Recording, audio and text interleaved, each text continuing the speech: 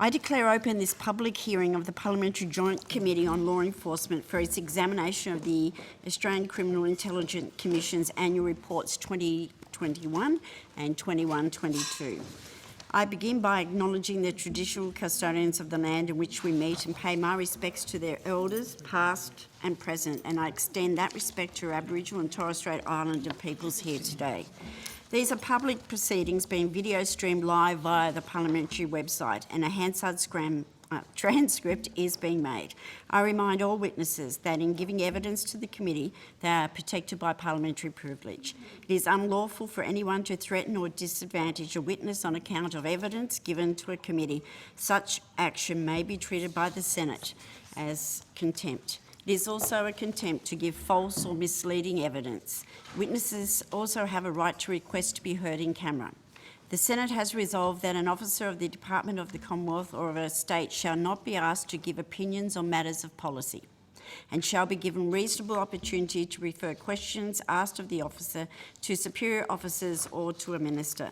The resolution does not preclude questions asking for explanations of policies or factual questions about when and how policies were adopted. If a witness objects to answering a question, they should state the grounds on which the objection is made, and the committee will determine whether it will insist on an answer having regard to the ground on which it is claimed. If the committee determines to insist on an answer, a witness may request that the answer be given in camera. Commonwealth officers appearing today are also reminded of the Senate order specifying the process of which a claim of public interest immunity shall be raised. A copy of the order is available from the Secretariat. At today's hearings, Senator Antic is participating by teleconference and Mr Lim and Mr Wood are participating by video conference. I remind committee members who are attending remotely and who are not speaking to mute their microphones. For those attending in person, I ask that you please ensure your mobile phone is switched to a silent mode. If there are no objections from the committee members, I propose that the committee agree Friday the 16th of December as the date for responses to answers that are given and taken on notice. I now welcome the officers of the Australian Criminal Intelligence Committee, and I understand that information on parliamentary privilege and the protection of witnesses giving evidence to the Senate committee has been provided to you. For the Hansard record, would you please state your full names and capacity in which you appeared today, and then I will invite you to make an opening statement. Thank you, Chair. Good morning. Matthew Rippon, Acting Chief Executive Officer of the ACIC. Good morning, Chair. Virginia Hartley, I'm the Acting Deputy CEO for Intelligence. And good morning, Nicole Mayo. I'm the Acting Deputy CEO for Support Group. And Jeremy Johnson, Executive Director, Business and Partnerships. Thank you and welcome. Can I just remind you, because the acoustics are terrible in these rooms, to speak into the microphone if you can. Mr Rippon, you have an opening statement and then we'll ask you some questions. Take up 5 minutes of the committee's time, that'd be great. Thank you. You have the call. Thank you. Good morning and thank you for the opportunity to provide some opening remarks to the committee. To open, I'd like to take this opportunity to acknowledge the leadership of outgoing CEO of the ACIC, Mr Michael Phelan, APM, who concluded his term 2 weeks ago. He leaves a legacy that provides a strong foundation for the agency to meet the challenges of a complex and changing global organised crime environment. An environment that the committee has heard us reference costs the Australian community up to $60.1 billion a year. Turning to the focus of this morning, I do not intend to regale you with a shopping list of statistics. However, I'd like to take this opportunity to outline a few of our key achievements from our most recent 2 annual reports. We consider our annual reporting an important component of a range of accountability and oversight measures for the agency. Notwithstanding the agency's obligations under the PGPA Act around annual reporting, as an intelligence agency, for operational reasons, some details surrounding our capabilities and outcomes are not able to be shared in an unclassified publication or indeed in open hearings. To provide a fuller insight into these capabilities and intelligence outcomes, I'd be happy to provide private briefings to the committee members at any time that suits you. Focusing on our performance for the performance criteria for a moment, 14 criteria are set out in our corporate plan and portfolio budget statements. Mindful of time, I won't provide commentary on results against each performance criteria other than to highlight a few things. In 2021, we fully met 8 performance criteria and partially met 5. In 2021-22, we fully met 9 performance criteria and partially met 4. I acknowledge that performance criteria 13, which states, the ACIC contributes to community safety by delivering timely information to support employment decisions, was not met for either year. The results against this criterion were driven by demand on the National Police Checking Service, which reflects the strong correlation between applications for employment checking and the employment market itself.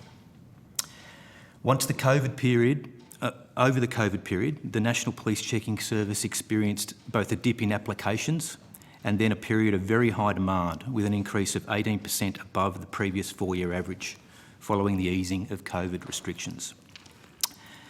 We're actively working with police partners to improve performance against this criterion.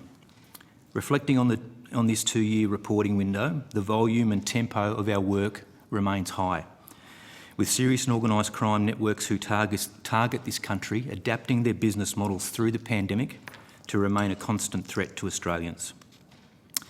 Notwithstanding this threat, there are some compelling highlights from the 2-year reporting window which demonstrate the agency's efforts and effectiveness. By focusing on the highest harm serious and organised crime actors and their networks, our criminal intelligence efforts, characterised by the application of the ACIC's unique collection and assessment capabilities, yielded significant results, contributing to the disruption of 107 criminal entities in direct partnership with the AFP, state and territory police forces, Commonwealth and international partners. Nothing the ACIC does, Chair and Committee, is done alone. It's all in partnership. In addition, some 29,741 information and intelligence products were disseminated to around 271 stakeholders. Drugs and precursors with an estimated street value of $2.8 billion and $90.5 million in cash was seized over those periods. Our 11 national policing information systems directly assisted law enforcement and intelligence partners in our shared commitment to keep the Australian community safe. Our National Criminal Intelligence System, we'll refer to it as NCIS, which aims to securely link law enforcement and intelligence agencies to share information nationally in a targeted, timely and relevant way, was a key focus across both reporting years. The NCIS exposure release occurred in March 2021, making the system available to law enforcement partners to use in active operations. And there is strong evidence from our policing partners, Chair and Committee, of the system directly already assisting to solve crime and contribute to officer and community safety. Our checking services processed 12.9 million nationally coordinated criminal history checks, a key part of our function for the agency. Over this challenging period, the ACIC has remained focused and adapted to its operations with the changing environment. As such, to wrap up my opening statement, Chair, I'd like to acknowledge the dedicated staff of the ACIC for their professionalism, resilience and commitment in contributing to make Australia as hostile a place as possible for criminal exploitation. Chair, I'll pause there and thank you for the time to offer some opening remarks, and we're open for any questions. Thank you very much, and thank you for those comments. If I could just ask when the new CEO will be appointed, and what's the process in relation to how long that's going to take? Yeah, thank you, Chair. In terms of the length of the process, I'm not aware how long it might take, but the Attorney General's Department is leading a recruitment process that is open at this very point. So do you know when the closing date that is? Today, Today, for applications. for applications. Chair, there'll be a panel formed by the Secretary of the Attorney General's Department, and that panel will then shortlist applications, and they'll run an interview process to select an appropriate candidate, if that helps. Yes, thank you. There's been several changes to the structure of your organisations, and as I understand, creating of the Executive Director of Covert Collections Insight position and restructuring of the Intelligence Group. Can you talk the committee through how these changes have assisted the agency to meet your obligations? Yes, I can. Thank you, Chair. We made a decision some 12 months ago to expand our capabilities as best we could with the funding envelope that we had from government. It was important that we provided a unique capability suite of intelligence services to our partners. To do so, we had to make sure that we are providing something that is not just replicating what our law enforcement partners are providing. So that means that we have to really dig down deeper into technology and look for innovative solutions to provide those services to our partners. So part of that was expanding our footprint, and to do that it requires leadership, Chair. And we brought in some very experienced senior officers from across the national intelligence community to lead particularly that insights area and collections area, which has some particularly sensitive capabilities attached to it that I can't speak to in great lengths in this committee. But it was important to provide that service to states and territories and our Commonwealth partners that we brought the right people in, and we deliberately recruited particular people in senior roles for that. I understand there was additional examiners brought in. What's been the benefit of appointing those people? Yeah, thank you, Chair.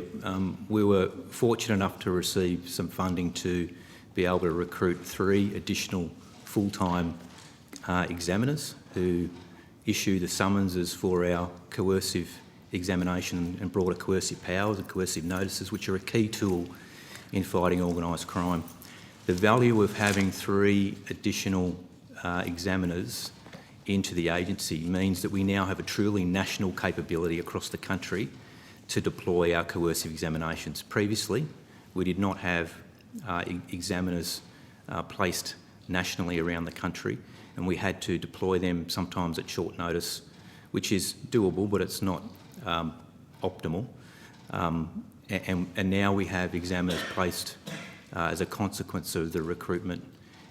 Full-time in Perth in particular was an important one, Melbourne, and also up in Queensland.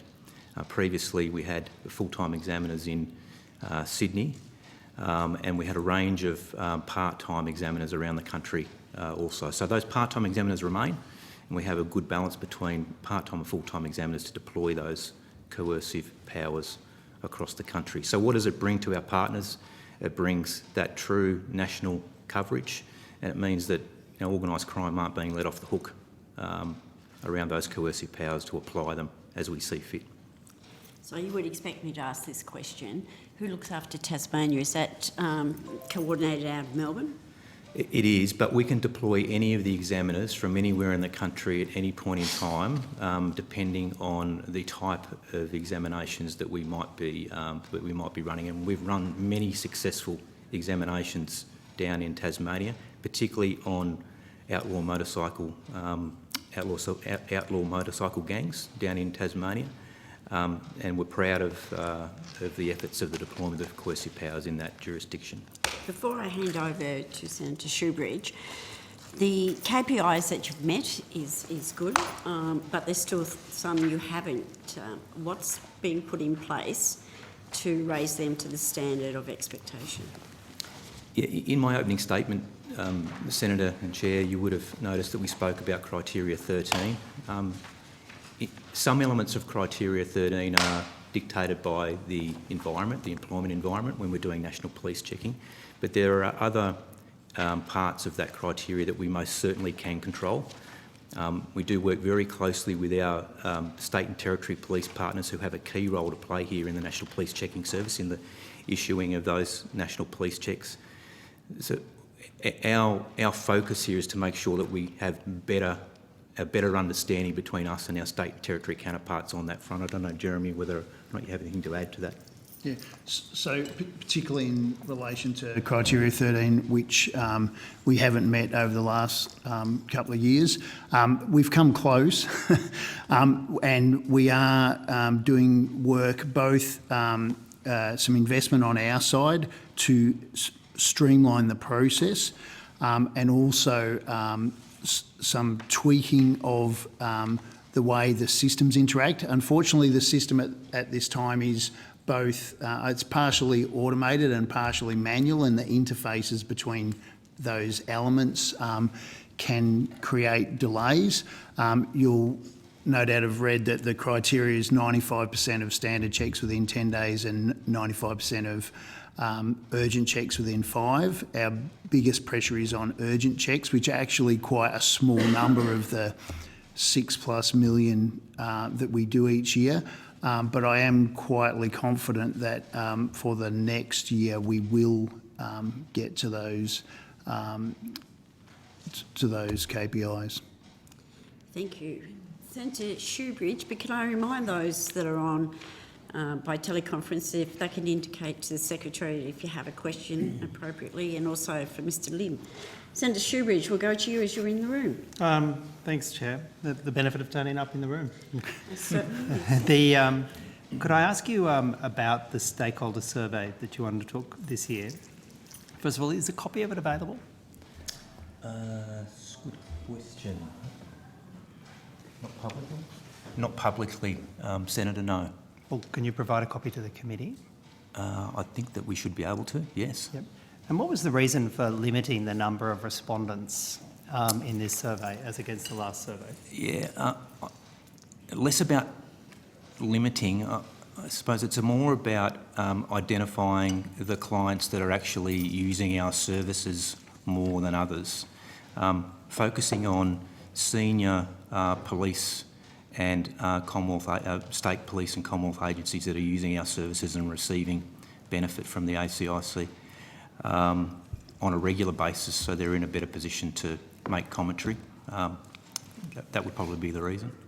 Well, in providing the answer, can you identify those entities that were asked last time that weren't asked this time? I don't have them at hand, but You can provide that on notice?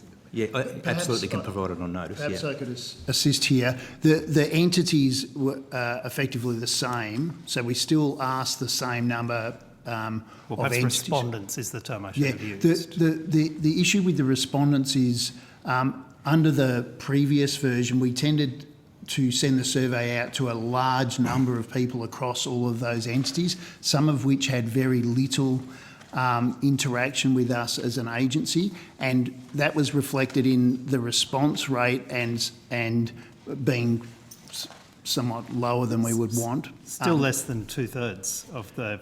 You only asked 52 people and 2/3 of them didn't answer.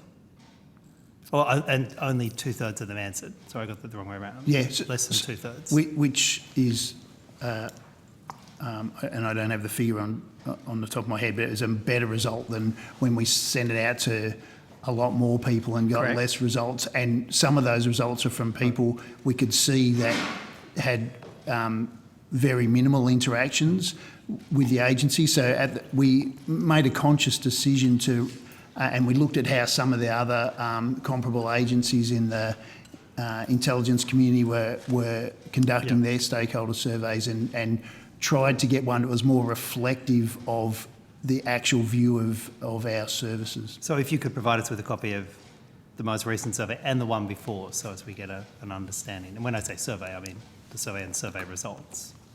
Yep. Is that okay? We take that on notice, yeah. The I thought in your opening, you gave a figure for the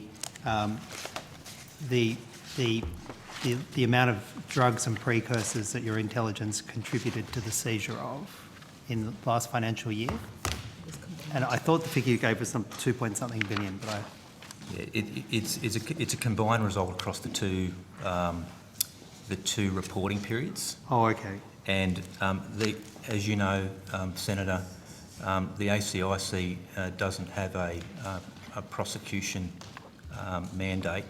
These are outcomes that the ACIC has contributed to through our partnerships with states and territories and I Commonwealth. understand. So last year it was 1.4 billion, is that right? Yes. And $24 million in cash and assets. And how much was it the year before? Yeah, that's correct. And how much was it the year before? I don't know off the top of my head.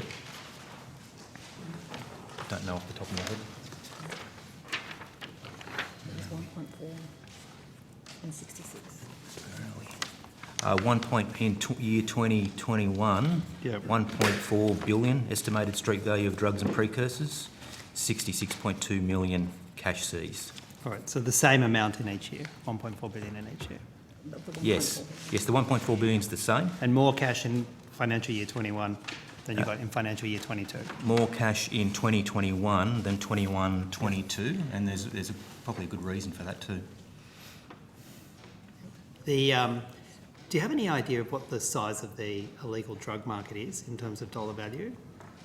What does $1.4 billion represent in terms of the overall illegal drug market? It depends how you'd like me to characterise it. Do you want me to characterise well- it in weight or in... Well, given your figures are in dollar values, Yeah. it would seem sensible to have carrots and carrots. Why don't we do dollars? I missed the second part of the question We'll because of do the dollars. acoustics in here. If we're trying to do a comparison, Yeah. you tell us the value, and I assume it's a street value, is that right? Yes. So what's the street value of the overall illegal drug market in Australia? So do you want me to jump in? Hopefully you can hear me, Senator. So for the fifth year of the wastewater program, there were the street value was $10.3 billion of the 4 major illicit stimulant drugs consumed by Australians for that period. And that doesn't include cannabis, does it? No, it does not, no. And does some of your seizures include cannabis? Yes, it would, but I don't have the breakdown. Do you have a breakdown by drug of the seizures? Not to hand. But you no. can provide it on notice? Yeah, I think we can For do the that. 2 years? Yep. Do you have any idea what the cannabis market is? Again, Cannabis- we're talking street value. Value, that's trickier to measure. It's not as easy to measure as the other 4 main illicit substances that we quantify through the wastewater program. The reason being that there are variations between how cannabis is cultivated and produced and then how it's ingested or consumed by the people using it. So what we can measure is the volume of TCH in the wastewater. THC? THC in the wastewater, but it doesn't necessarily enable us to directly correlate that to dosage data because it's difficult to quantify what is one dose. But you must have other ways, other measures to hand before the wastewater survey. You would have had other ways of measuring it. The Victorian Police, for example, it might be a stab in the dark, but they've assessed it in the last few years, just in Victoria, of having a street value in the billions of dollars in Victoria, some 5 billion. Do you have any figures? I'm sorry, but Yeah. we have to go. The bell's ringing, so apologise that this is going to happen, unfortunately. So That's I not. think we can... Isn't that just the press? Oh, it is, sorry. Too keen. Forewarning that this may very well happen, and I think we need to just understand that it's going to happen, and senators will have to go, and so our House of Reps is going to have to carry it. So my apologies. We can continue. Yeah. I just want to Yeah. There's a Pavlovian reaction when that happens. Yes, so the question on the size of the cannabis market. I have just found a statistic here, Senator, for 2019-2020, because this is based off the IDA report that was only published in 2021. There is a bit of a delay in being able to collate all of the data from all of the states and territory jurisdictions. But for cannabis, it was 10.6 tonnes as a result of 62,454 seizures. So that's the amount seized, 10.6 Seized. tonnes. No, but what's the overall market? Have we been speaking across It's much more purposes here? difficult to quantify with cannabis because it is mostly domestically produced. So we don't have all of that seizure data from importations across the border, and as I said, the difficulties in being able to measure consumption through the wastewater analysis program. It's just not as easy to correlate the exact size of the market. I'm not saying it's easy, but the ACIC is a sophisticated organisation, I assume has an understanding of the illegal markets it's trying to disrupt.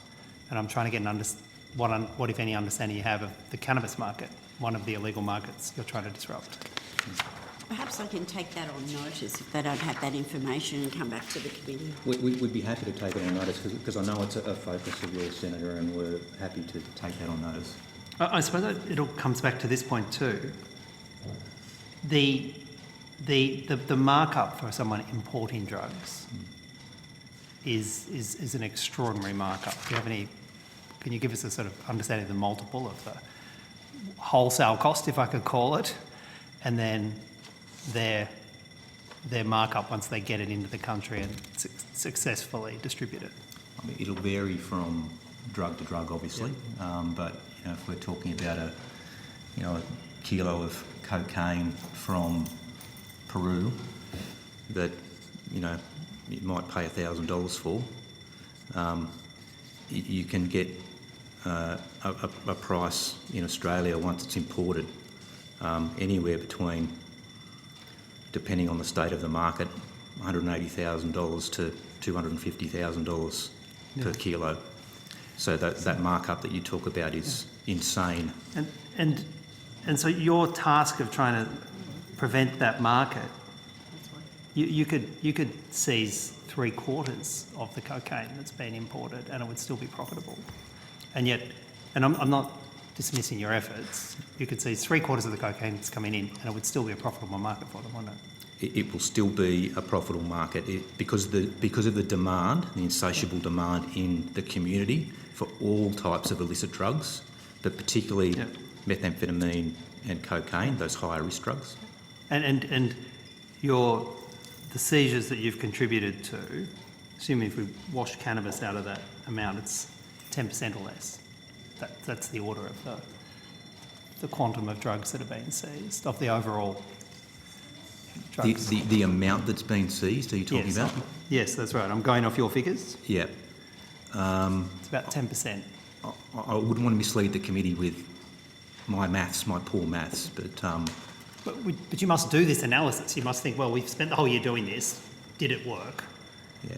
So did you get 10%, 20%, 5%?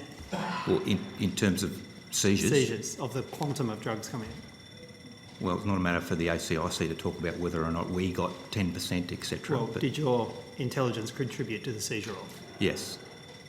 about 10%? I'd have to take that on notice to give you an accurate answer. Well, did it have any impact on price, on the price in the illegal market? Did it have any impact on the availability? Any impact apart from a short-term blip at the point of seizure? The markets are quite strong and resilient and can bounce back after seizures. But we did see over that 5th year of the wastewater program some changes and some increases in prices and some impact on drug purity as well, as the amount of drugs sort of dwindled and went down in Australia for that 5th year of the wastewater program. But then they have sort of increased now to pre-COVID levels. Senator, So that was more in relation to the effects of COVID than policing. The 5th year of the wastewater studies is my reading of it. Well, it's both. So definitely COVID had a more of a sustained impact in that year, but the law enforcement seizures continued to have shorter term impacts as well on the supply side Senator, of the market. I think I can help you. I think I know what you're asking. You're talking about all of these drugs being seized and whether or not there is an impact by law enforcement. Whether or not there are less drugs available at the end of the year, roll it through, wash it through the year, whether there are less drugs available and whether the price is impacted. Yeah. So whether there are less drugs available, the market is absolutely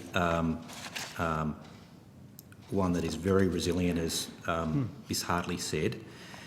Organised crime groups factor into their business model losses, big losses, and they lose.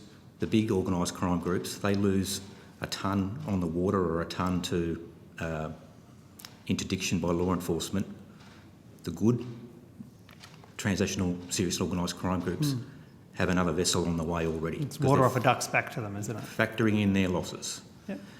So just like a multinational business, in terms of the impact that law enforcement are having, we've talked to previous committees before about two assessments that we've done on both cocaine and methamphetamine. It's two of the highest risk drugs for this community. What those assessments told us through wastewater seizure data and a range of other slices of data is that where there are multi-hundred kilo seizures, there is an immediate impact, obviously, on supply, but through wastewater analysis, we're finding that there is also an impact on consumption, but only for a short period of time. So there's a period between 2 to 6 months from the time of the seizure where there is an opening. There is an opening for other arms of the community and government to apply harm reduction strategies, health strategies, education strategies. But it's only a small window, Senator. And it doesn't Senator happen. Shoebridge, one more question, then we'll go to someone else and that come back to you simply later. doesn't happen. There are no connected up, so there's nothing I read in your annual report about timing interventions from other government agencies to follow in the rapid footsteps of these seizures. Unless there's something I missed in your annual report, Well, there's nothing at Senator, all. Sorry to cut you off, Senator. We work very closely, as you know, with state and territory partners and the Australian Federal Police. They have very strong relationships with other arms of government, both state and Commonwealth. The courageous conversation here is the conversation about sharing, not necessarily intelligence, but sharing information with key arms of government about when big seizures are going to happen. And police commissioners around the country do a fantastic job in engaging very closely with those other departments to try and look for opportunities to stop this scourge of illicit drugs and its use in our community. Is it perfect, Senator Shoebridge? No, it's not. Absolutely not. It is a courageous conversation that we all need to continue to have in both intelligence and law enforcement agencies, if I could be so brave to say that. We'll go to Ms Miller Frost, and then if Senator Antic, no, well, it's your call. Thank you, Chair. Just following on from that, does it actually happen that those other departments time their interventions, so the public health messaging, the health interventions, does that actually happen? I get that you're talking about the ability to share that information, but do they respond now?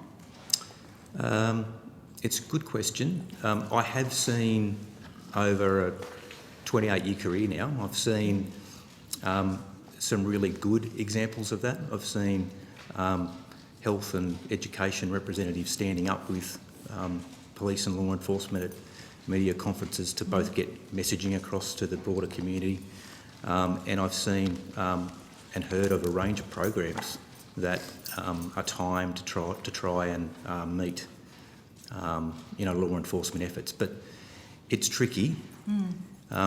Sharing intelligence between intelligence agencies and policing agencies has come a long way. But 10 or 15 years ago, that was a struggle. So if you can imagine, the time it's taken for us to be in the very strong position we're in at the moment with our relationships across law enforcement and intelligence, it's a similar journey that you need to take with other arms of health, education, etc. And like I said, it's a courageous one, but it's an important one. The seizures that are of such a size that it does have that blip in the market, how frequently would that happen? Is that twice a year or? Unfortunately, they're happening on an extremely regular basis, and we're seeing more and more tonnage size loads coming into this country, such as the demand here in this country and the profit margin opportunities for organised crime. So it's happening far more than we would like.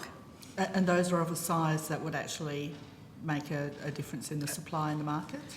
Absolutely. So, as I was saying before, it's those seizures that are multi-hundred kilos and above that are where we see that impact on consumption and we see the impact on supply. So I guess the message from us is that law enforcement are doing a fantastic job across the country in reducing supply as best they can, but it's a multi-pronged strategy that's required, as identified in the National Drug Strategy in previous years.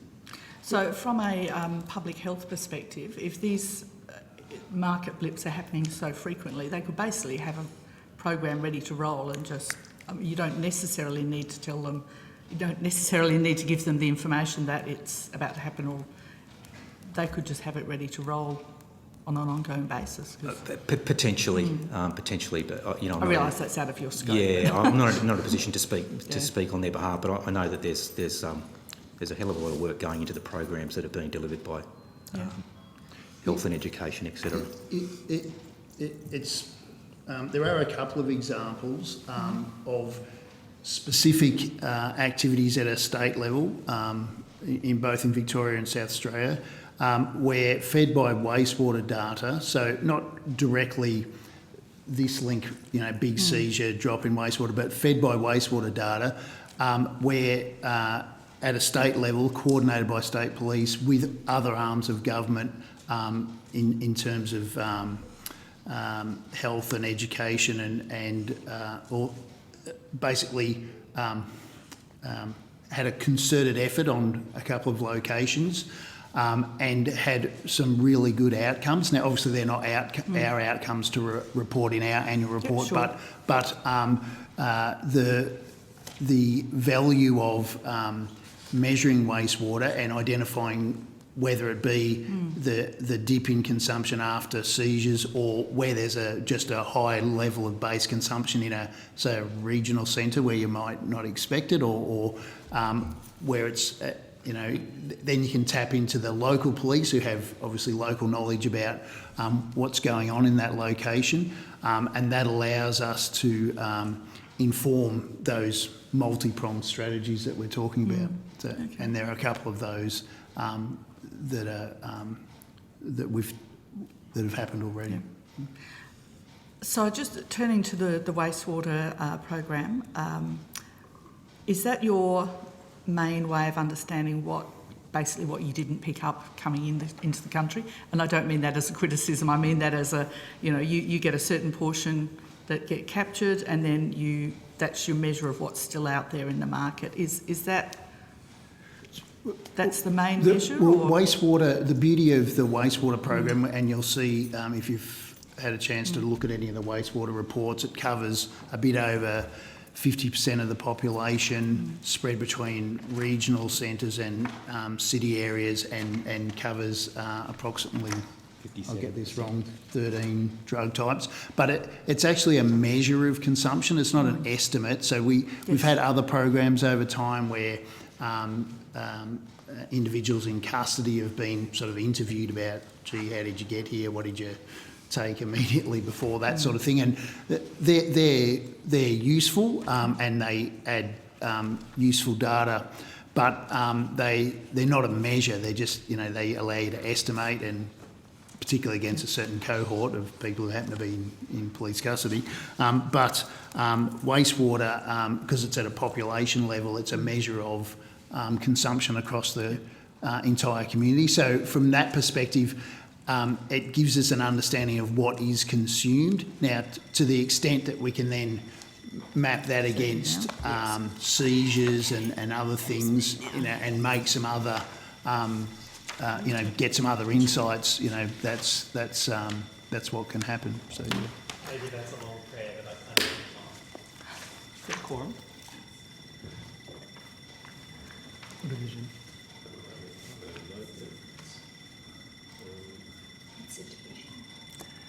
Perhaps I'll keep going while they decide if you need to run. Division, sorry. Okay, thank you. We'll see you later. We still have quorum because we have Sam online. Don't go anywhere, Sam. In terms of the wastewater program, you mentioned it's covering about 50% of the population. Is there any benefit in expanding that either by population or by drug type, or some other expansion? I hope you're not going anywhere, Dan. No. No. I forgot about the quorum. Thank you. Right, back to the question. We're always looking to see whether or not we can improve the metrics that we've got. We work very closely with the providers of the program who conduct the research for us, University of South Australia, in cooperation with the University of Queensland. So the science behind this is really strong. It's been tested over that 5-year period now. We focus on highest risk drugs to the community.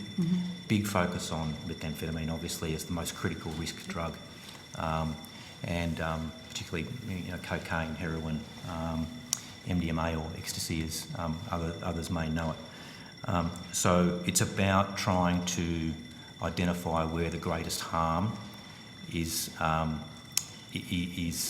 presenting itself in the community, and those consumption figures are deliberately focused on those high-risk drugs for that reason. But that being said, we do have a range of others outside of those 4 high-risk drugs that we do test for also, to make sure that we're keeping our eye on the broader consumption trends that are occurring in the community, because it's important for us to be able to communicate that to our partners and to health and education and others in government.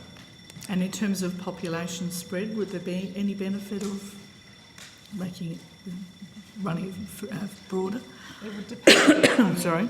wastewater catchment areas as well and facilities that are there. So part of the partnership arrangement for this study is working closely with those facilities as well and providers of those services. So it would be a matter of having to include further partnerships, and we are always looking to expand them in areas that we need to. But we have to be able to break down the meaningful statistics from those areas as well. If it's a catchment area that covers a very large sort of geographic area and area of the population, it might not help us have much more meaningful data within that area. Yeah, I'm not a statistician, definitely not claim to be one of them. I can barely say it. But my understanding is the cohort we have now is statistically significant. So whether, obviously there's additional cost and all that of bringing in additional sites, and so whether that would actually add a whole lot more to the picture is something that is probably... Right, okay, so I was thinking more in terms of, is there a regional town that has a major problem we don't know about because we're not measuring their wastewater rather than the population as a whole? Obviously there's other ways, of identifying particular locations that may have a problem. Local police tend to see it, local health authorities tend to see it, and so, we wouldn't necessarily use the wastewater program to identify that place, but once it was identified, then potentially you could do, even if it wasn't part of the full program, you could do wastewater to confirm suspicions or whatever, or to do something if it was of value at a population level in that area. So we would use a number of other collection capabilities to provide a holistic picture of a potential problem or a hot spot within a regional area of Australia or a capital city, and then we would work very closely with state and territory counterparts and the AFP where appropriate to then apply more of an intelligence and a law enforcement effort to try and illuminate the serious and organised crime groups that might be capitalising on a particular market in either regional or capital cities. So we're very conscious to make sure that we don't leave country and regional Australia in the dark here. It's really important that we look at this problem across the entire country as best we can, and we've got a really good spread across both regional and capital city wastewater site testing sites. So, Thank you. I might give you a try, Dan. No worries, thank you. Thank you for coming today and giving us some and talking with us. What can the ACIC's drug report and research tell us about the global illicit drug trade and the operations of organised crime groups in Australia? And with that, who are the main players in that organised crime groups in Australia? So we can look through this through a number of lenses. One lens that we would look through is through our what we call our Australian Priority Organisation Target List, and we've had some real successes with our partners around the creation of the, we'll call it the APOT list to make it so I don't have to say the whole thing each time I talk about it. We have very deliberately limited that the number of folks that are and entities that are on that list to target, because they are the highest threat organised crime groups to this country. And you may have heard us speaking before about our assessments with the AFP and other agencies that 70% of our serious and organised crime and transnational serious and organised crime threats emanate from offshore. Now, many of those have been located in Australia previously and have either decided to leave the country because they've been pressured into doing so because of law enforcement action, or they have familial ties to other countries, or they believe that they might be perceived that they might be able to operate in a more permissive environment offshore to be able to run their enterprises. Yep. So we have, and I'm not in a position to publicly talk about who appears on our APOT list, but we coordinate our activity with both Five Eyes partners, broader international partners, the AFP and states and territories to map out the networks that sit underneath those APOTs. Yep. And then what we do is we, particularly in relation to the illicit drug trade, but also in terms of money laundering and serious financial crime and fraud, we would coordinate with our partners and look at the equities that each of our partners, both internationally and domestically, would hold, and build strategy together to try and disrupt them. And we talked about the disruption of a number of APOTs over the 2 annual reporting periods that we're here to discuss today. And we continue to attempt to disrupt them. I talked about permissive environments offshore, or the perception of permissive environments offshore. There are a range of countries that we're certainly focused on where some of our APOTs are currently located. That doesn't mean that we're not getting cooperation out of those countries. It's actually the opposite. But there is a perception from those people that they can operate with impunity in some of those countries and have a more permissive environment than what Australia offers them. Yep. Okay, thank you. And when is the next illicit drug data report due to be released? Take that one shortly. It's being worked on currently. It does, as I mentioned earlier, take some time to be able to collate all of the data that comes in different formats from different jurisdictions and different providers. But there is one due that we are working on now that will be due out shortly. Thank you. And back to what the Senator was talking about earlier with the 1.4 billion, estimated street value of takings over the both periods. There's a big difference in cash. What caused the big difference in the cash? Do you think? Across the 2 periods? Yes, across the 2 periods. So if we think about what the environment looked like with border closures around COVID, yep. Organised crime had to find different ways of moving their ill-gotten gains. Yep. There were a lot of what I would call standard money laundering modus of operandi that weren't available to them because of border closures. As a consequence, we were able to, through some really good intelligence work and cooperation with our partners, identify that organised crime were shifting their business model to attempt to move money across borders in Australia, and in many cases they were utilising logistical arms and trucking companies, yep. etc., that were still permitted to go across borders. And we were using a range of intelligence collection techniques to be able to identify groups and trucks and companies of interest that were doing this. Yep. And for West Australia alone, there was a period of about 3 months there where we assisted West Australia Police and the AFP seize over $50 million in trucks and vehicles. Big bus, wasn't it? There was, very impressive bus in that one, yes. Yeah. And with that, have you seen a continued trend now that we're back to a bit more of a normality? Have you seen a trend still coming through that way, that cash rate is still down? They're adapting.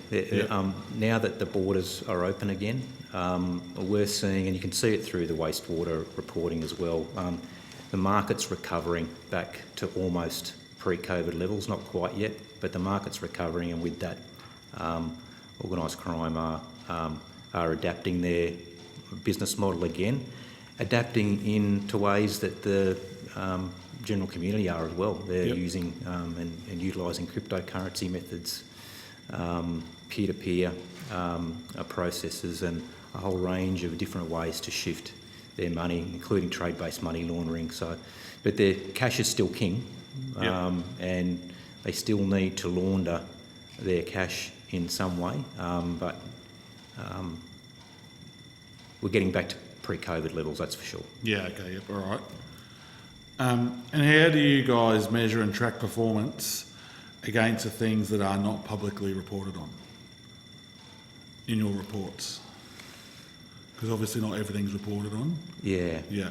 So how do you track performance in those issues and situations? So we have a number of internal performance measures, so measures that aren't public that we measure internally, and we actually use that. You know, obviously with some of these things, you know, performance measures are a little bit. How can I say? They're difficult to identify, and then.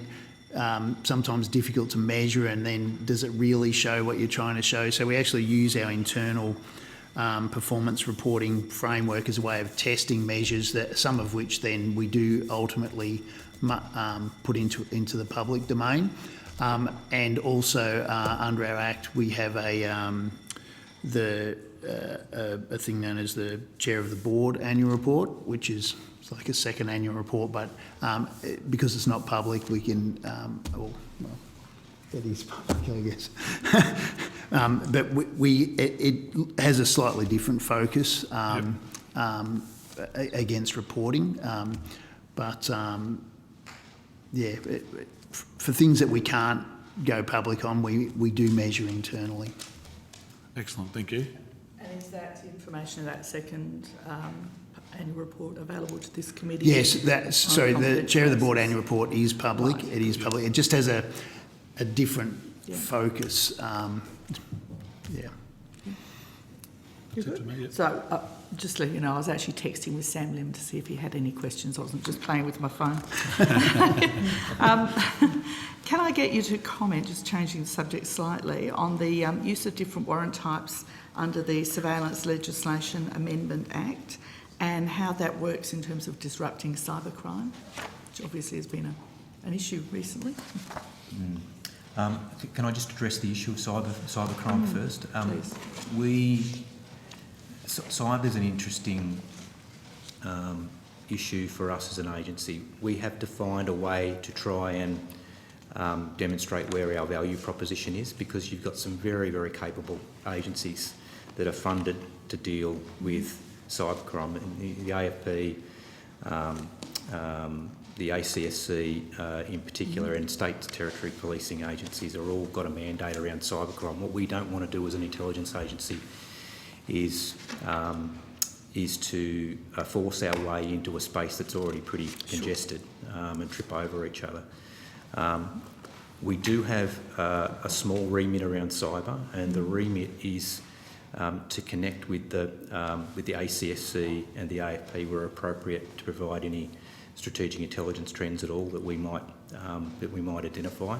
We do have people attached and outposted to the AFP's new JPC3 in Sydney to target cybercrime, and we are well connected in with the APSC on a regular basis. So our role is a very minor one around cybercrime, if I could characterise it that way. But we don't, we're certainly not taking our eye off the ball in terms of how we might be able to broadly contribute to the effort, if that makes some sense. Yep. Anything to add? I'd add our focus is on helping them identify the targets, and especially where there is an intersect with transnational serious and organised criminals, and on providing those strategic assessments to help illuminate, I guess, the areas that they want to be focusing on. But the partners are the ones who mostly exercise those the warrants and executive powers in terms of the disruptions and collecting the detailed intelligence against those targets. Okay, thank you. And we've had information, I think it was through the annual report, on the legislative changes in Transport Security Amendment, Serious Crime Act, Surveillance Legislation Amendment and Telecommunications Legislation Amendment. Has that had an impact on your resourcing, and how has that changed your activity? Well, I mean, we're funded for for the transport amendments with criminal assessments, criminal intelligence assessment team. This has been a bit of a journey, but it's something that we're well placed now to be able to make assessments on those people that have ASIC and MSIC cards on both the wharf and in the aviation environment. It allows us to be in a position where we conduct assessments on those people that are renewing their ASIC or MSIC card or are applying for an ASIC or MSIC card. We will conduct assessments, and I don't have the figures in front of me about how many. Is that today? Yes, 10 is it? FTE. Sorry? For FTE FTE for... People or assessments. 18 was that? Oh, Assessments. So we've looked, in terms of those assessments, we've done, as at this week, around 50,000 in terms of checks that have been conducted overall, with a smaller portion of those, I think it's around, say, 25 that have been referred for further checking because they've matched against some of our indices or traces that we have. The intent of the legislation being to provide the agency with the opportunity to identify those who might have an adverse assessment. We don't want them necessarily being on our wharves or in our aviation environment. So there's some real rigour being put behind the amount of assessments that we've been doing in recent times, as we said, over 50,000 or so. Terrific, thank you. I'll turn back to you, Chair. Okay, look, I'll be gracious and I'll give the call to Senator Shoebridge. Despite the cranky words in the corridor. That's right. He raced up the stairs and I took the elevator, trying to make the chair who was. So you have the call. Very magnanimous, Chair. Could I ask about Tranche 2, and money laundering? In terms of organised crime, I think there may have been some questions about that while I was absent. Do you have an idea of the amount of money that has been offshored from organised crime in Australia? It's a good question, Senator. I've actually commissioned some work to commence with both ourselves and AUSTRAC and other partners to try and get a picture of global illicit money flows that impact Australia, because I think we need to get a better, if I'm honest, we need to get a better handle on that to provide both our partners and the community with a better sense of the size of the problem. But it's huge. It's a multi-billion-dollar business, as you know. So it's something that, it's some work that I've commissioned just recently to get a better handle on. Where's the bulk of the money being generated from? Through what activities? I know a bunch would be from drugs, some would be from some sophisticated fraud. Where's the bulk of the money being generated from? Yeah, illicit drug trafficking is the primary money-making machine for transnational serious and organised crime in this country. In terms of cybercrime then, do you have any understanding of whether or not that's a significant market for organised crime in Australia? It is, and we were just having a conversation about cybercrime, sorry, Senator, when you were out of the room, and I was explaining to the committee that our role in relation to cybercrime is much smaller than that of the ACSC, AFP and other states and territory policing agencies. We are embedded in various task forces, though, to provide assistance there. I suppose I was more from a kind of organised crime aspect, whether or not that's a part of organised crime's footprint, and if so, is it a significant part of organised crime's footprint? Well, it is. Whether I characterise it as significant against the activities in the illicit drug trade, yeah. If Probably. I can add a little bit there. What we find is serious and organised criminals use cyber as just one more vehicle, I guess, to conduct their more traditional illicit activities such as drug trafficking and money laundering, but it's about enabling them in other ways to enhance those activities. But in many ways, money laundering is just the flip side of their drugs activity, isn't it? That's right, It's, yeah. it's what you have to do to get the cash out. That's right. So what are the... Senator Shoebridge, misled you because we do need to wind up very soon for our next witnesses. So 2 more questions if you could, and we'll have to put the rest on No, notice. that's okay. If we were to look at the potential targets of tranche 2, which is real estate agents, legal professionals, accountants, and trust and company service providers, of those, which is, on your understanding, the agent, if I could describe it, that's mostly being used? I think they're all being used. We've got evidence of most definitely of accountants, real estate agents, but all of the groups that you mentioned there, we are seeing them through intelligence reporting and actual operations as being involved in facilitating money laundering. So I mean, I've had communication with people who say, for example, the prestige real estate market in Sydney and Melbourne is being used to wash money in and out of the country. Do you have any light to shed on that?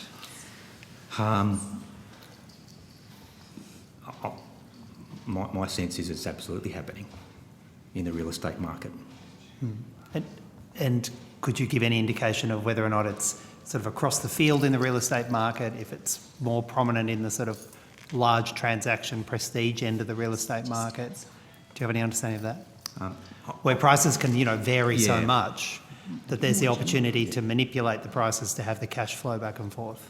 Yeah, I think it's more general, and it depends, I guess, on the amount of money seeking to be invested or laundered.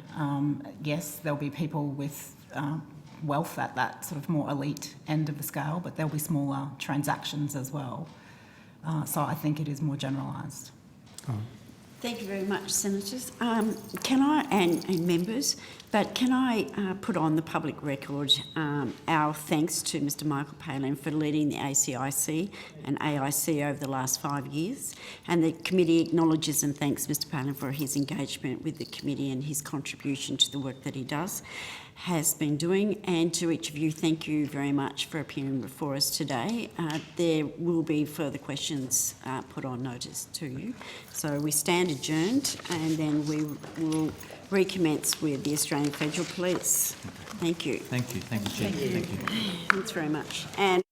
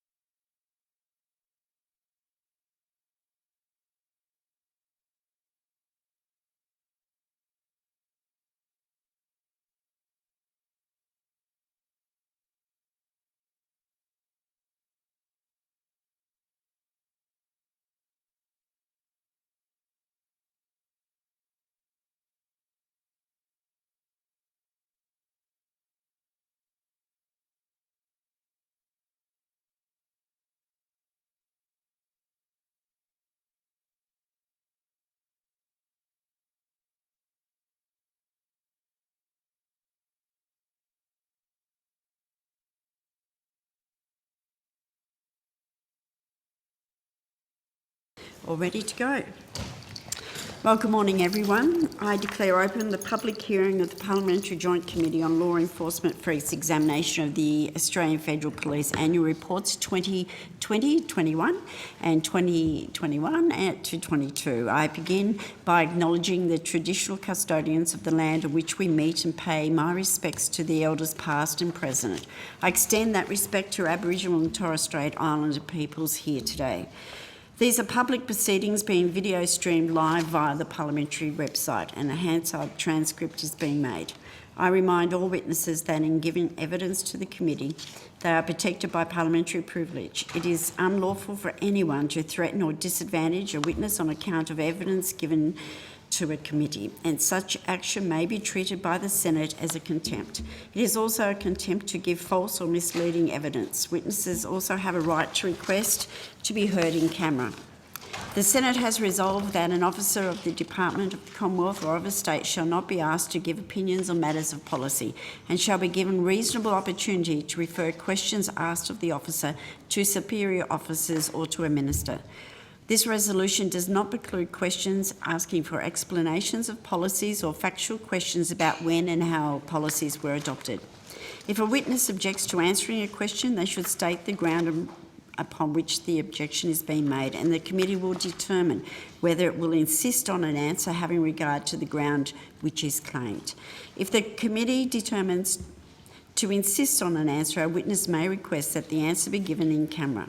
Commonwealth officers appearing today are also reminded of the Senate orders specifying the process by which a claim of public interest immunity should be raised. A copy of the order is available from the Secretariat. At today's hearing, we have Mr Lim via video conference.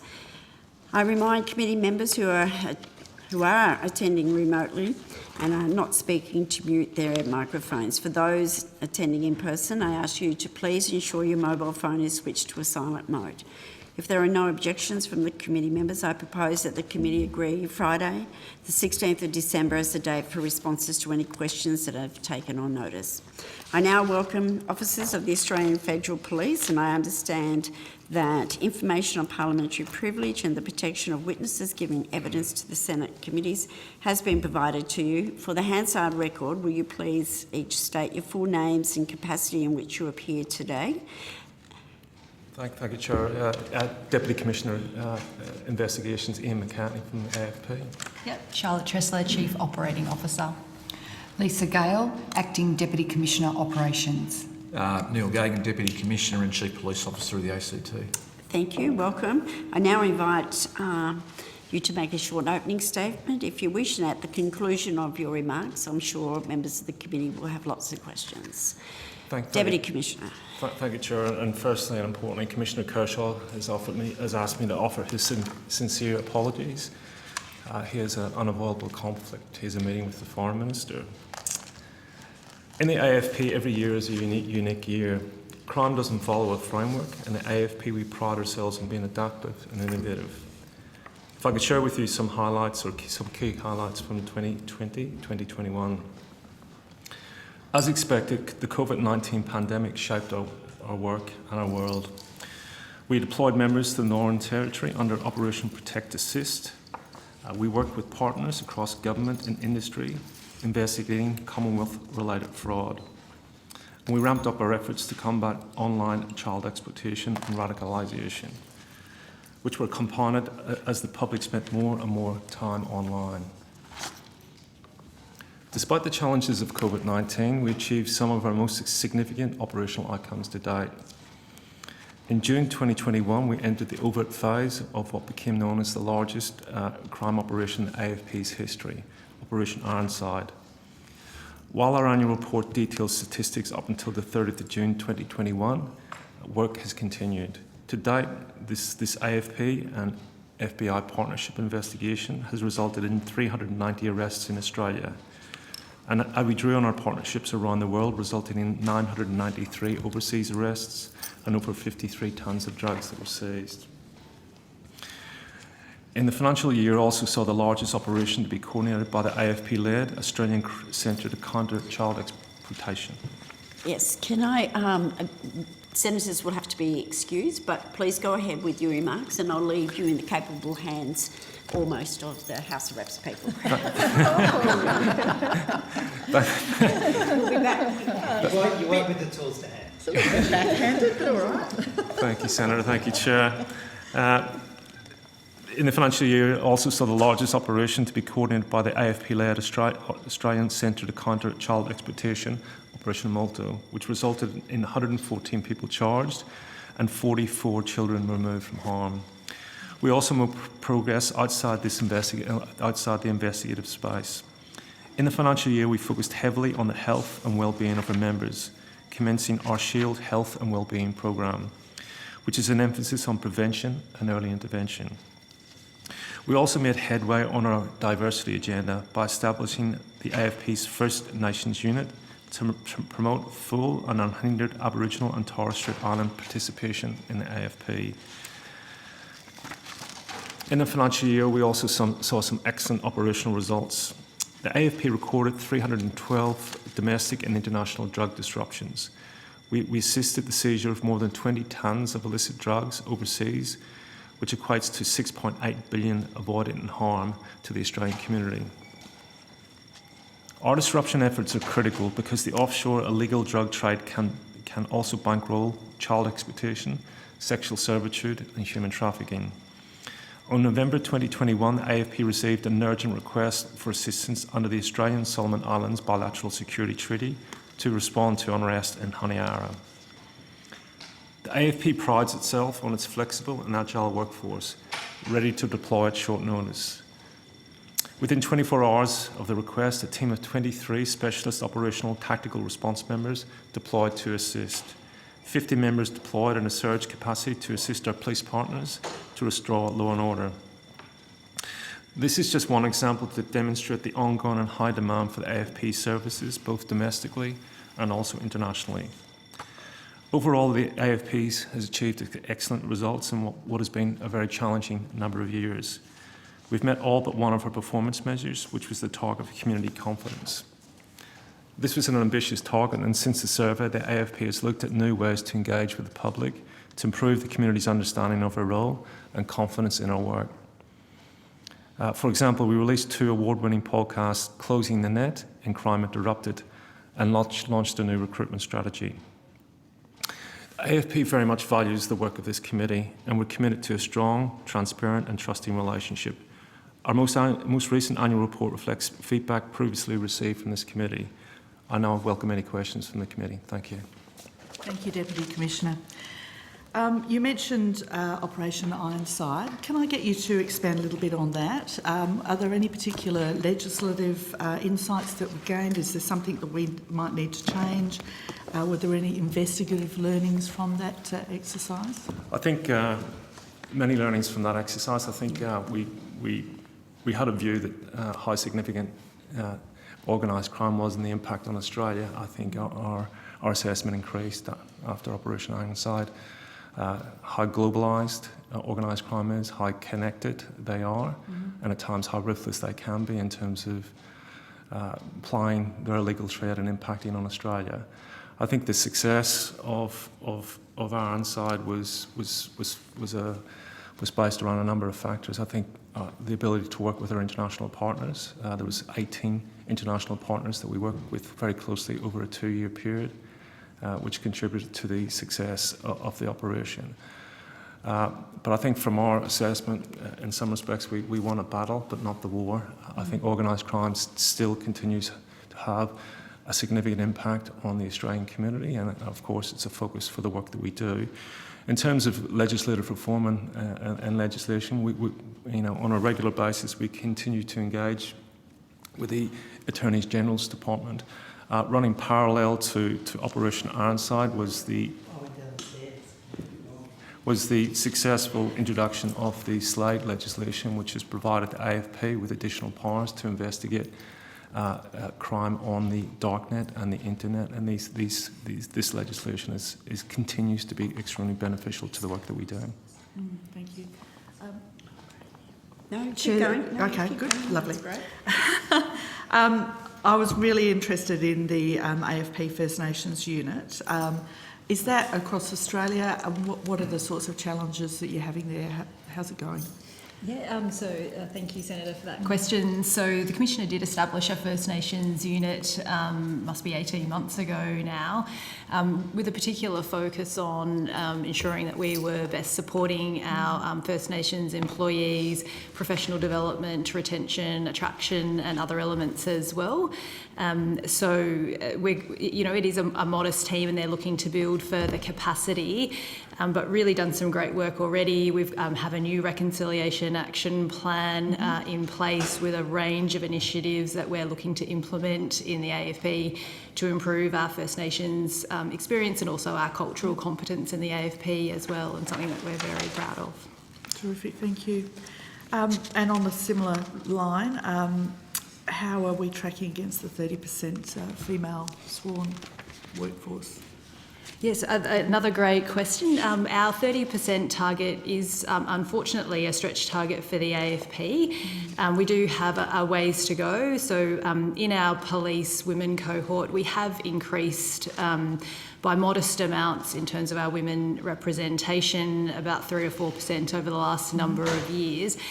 It is modest because we do have a fairly low attrition in the AFP, so it will take us quite some time to get the numbers to where we would like to.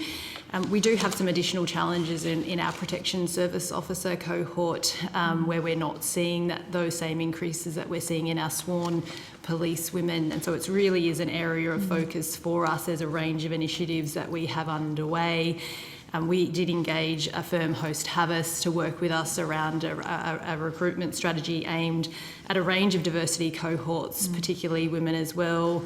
We've updated our recruitment websites. We have a number of testimonials there so women can understand the kinds of roles that they can have in the AFP. We have found that women are really competitive in our recruitment processes. It is actually the attraction piece that's where we need to put the most focus. And so trying to build that awareness of AFP in the community and attracting more women to us. Yeah, lovely, thank you. And you mentioned the podcasts. How did that come about? Was that something that came from internal, or did someone approach, or? I believe it was, it's something that we're very proud of. So we did, it was a collaboration with Host Havis and others.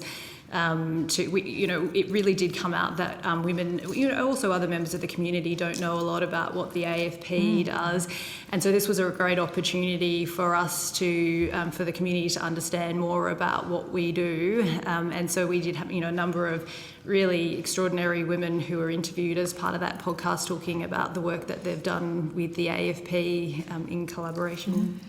If I could also add onto that, the other podcast was one called Closing the Net, and that podcast was driven internally, but we utilised the expertise from a number of subject matter experts in relation to online child exploitation.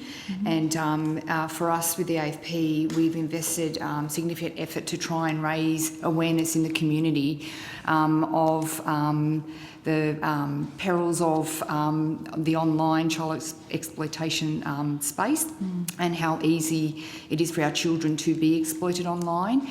And so another way to connect with the community was via a podcast, and it wasn't just law enforcement, it was a number of experts globally that we utilised to convey some of those really key messages that we want the community to take to heart and adopt, particularly parents. Terrific, thank you for that.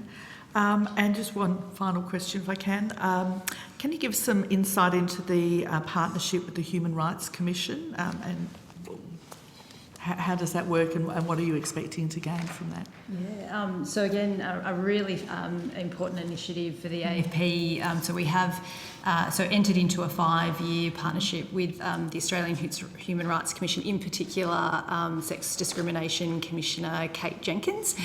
So they have a dedicated team that's embedded within the AFP that works alongside our diversity and inclusion team as well. There's a number of really important pieces of work that we've been progressing. One of those has included a new diversity and inclusion strategy, which we'll be launching shortly.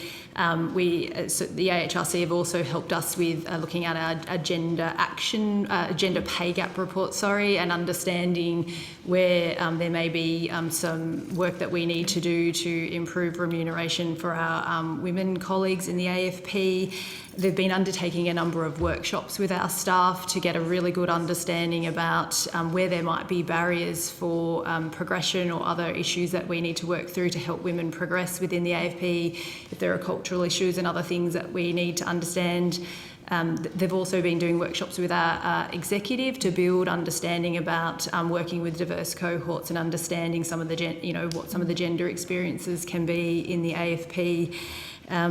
We've also, with their support and guidance, we've done voluntary reporting with WGEA, so the Women's Gender Equality Agency, I believe. So we've ensured that we've done that reporting up front. And there's a range of other things that we're doing. We're actually now, in the next couple of weeks, settling our work plan for the next year. That will include, of course, how we implement respect at work within the AFP, which is a critical priority for us, as well as continuing some other important pieces of work with them. Terrific, thank you. That sounds great. Thank you. Thank you. Before we move on, obviously when we visited the headquarters, I think was that last week? I think it seems a long time ago now. We actually saw firsthand the work that's been done in terms of protecting not only Australian children but globally as well, and put on our record, we were just all blown away and impressed with the organisation and the commitment for those officers. But in terms of the podcast that's been done, the thing that I actually have found when I've been talking to people about our visit and talking about the fact that there were 56 children in Australia who were actually rescued. That's Australian children, not people on the internet a long way away. That's been really powerful for people I've had that dialogue with. So I was wondering, are there other podcasts that are actually planned, and how do you assess the success of them and what the cost is? Because I think it's a very powerful tool now. But the thing I'm also finding with online activity and social media platforms, people's attention span is very short unless they are invested in this, and there's such a critical element to educating parents and carers about the dangers of their children being online in their bedrooms and at home without them having proper oversight. They're really good questions, Senator, and they're one of the challenges we faced for a very long time in relation to online child exploitation. It's an issue that people don't want to have to face. It's easy to think that it's someone else's children, or they're the kids offshore, they're not our own children that are being exploited. Through the establishment of the Australian Centre to Counter Child Exploitation, we have invested as part of the pillars of effort, which I'm sure you were briefed on, very much around prevention and promotion of the efforts of our members in relation to countering this crime type. So certainly the podcast was one element. We have also done a number of commercials for TV using key NGOs to communicate the message, to try and get, if I can talk quite frankly, the Australian community to listen. It's been one of those messages that's been really difficult for us to get out there and resonate with the community. As you correctly said, a child can be getting groomed sitting in the same room as their parent within a matter of minutes. And it's really quite worrying. The gap between the online and the offline world is almost non-existent anymore, and COVID particularly didn't assist with some of that, as families were at home and devices, etc., became the usage of them became more prevalent. So certainly our prevention arm very much invest effort in different initiatives and strategies to try and reach the community in relation to that messaging, that it's not just something happening overseas, it is something that's happening here in Australia and in everyone's lounge room. So it's not even necessarily in bedrooms, it's happening in the lounge room and the kitchen, to be frank, in front of parents more often than not. We have invested in, recently we've done a book targeted at children in the primary school age. So we really do try and target different I guess, ages and sectors to try and get that message through. So both the children themselves, but also parent and caregivers. And podcast is just one initiative, but certainly there are a number, and we will continue to drive a number of strategies to really try and get that message out there. Senator Shoebridge. Thanks, Chair. I'm going to start by saying I don't agree with the tactics or the politics of Drew Pavlou, but I've got very real concerns about the circumstances in which he was removed from Parliament earlier this week. Why did the AFP remove him? Thank you for that question, Senator. What I would say in relation to that particular matter that happened this week is that we are now undergoing a full review in relation to the circumstances of what occurred and how information was conveyed to our members in relation to their response. And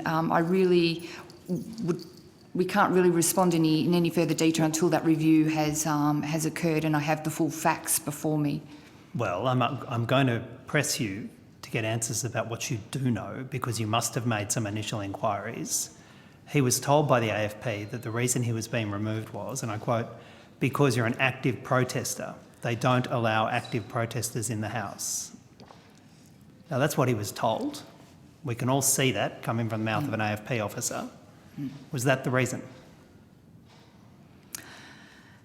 Senator, again, as I said, we are doing a review, and I really don't want to make any further comment until I have the full detail. I know it may be uncomfortable, but I'm asking you to tell me what you know from the investigations you've taken to date. You must have made some investigations, you must have made some inquiries, and simply saying you've got another review is not an answer to my question. So I'm going to ask you again, was that the reason? The reason he was told? Is it your understanding that that's the reason? Well, Senator, it's on. We know that the narrative was recorded, so it is what was conveyed to Mr. Pavlou. What I would say is our officers operate, they have the duality of trying to ensure that the free movement of everyone in Parliament House, and it's not necessarily in a lawful, peaceful way for us to prevent people from being within this precinct. However... He was having a cup of coffee. Sorry, Senator, you've asked the question, let the Acting Deputy Commissioner respond. And I think they are well aware if there's a need to go in camera, we can do that. But if you ask a question, just show respect and wait for the answer. Thank you, Senator. So our officers operate, on the balance of ensuring public safety whilst also allowing the free movement and access to the community in a lawful and safe way to Parliament House.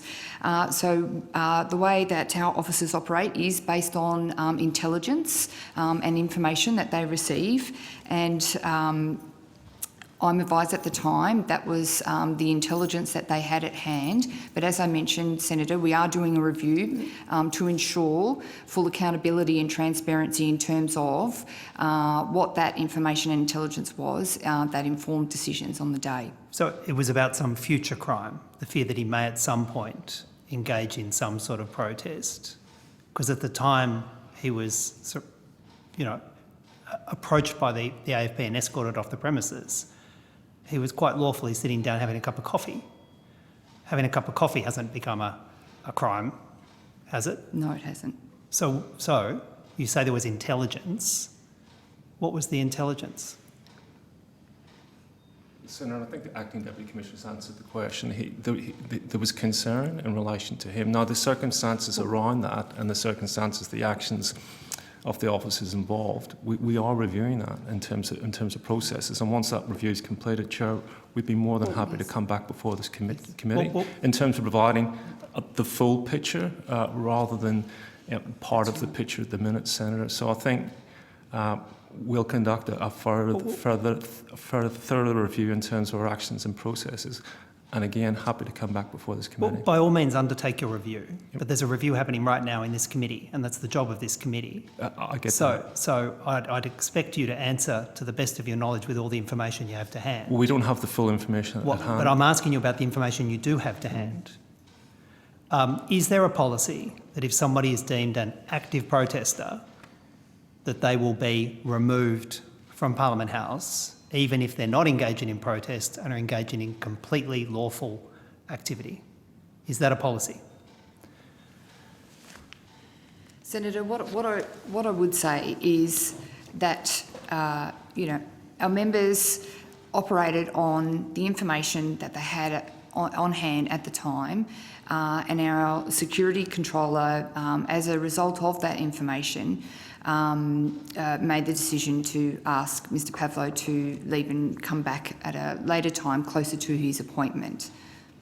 So the security controller, is that the person the AFP officers referred to when they said, that's just the policy and that comes down from the boss?